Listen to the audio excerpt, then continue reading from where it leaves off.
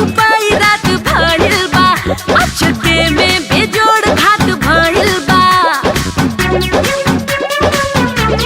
वाह सासू जी के उपाय रात भइल बा अचके में बेजोड़ घात भइल बा।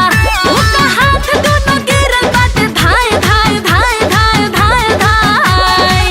सासू के बज गइल बैठ दिल करे आय आय आय आय आय। सासू के बज गइल बैठ के दिल करे आय हाय आय हाय आय हाय। माई रे माई कमर पिराता दादा रे दादा दर्द न जाता हाय हाय हाय। भीतरी बहुत चोट बा अरे बाप अरे रे रे रे रे लगाता के माजी के पलस्तर चढ़ावे के पड़ी।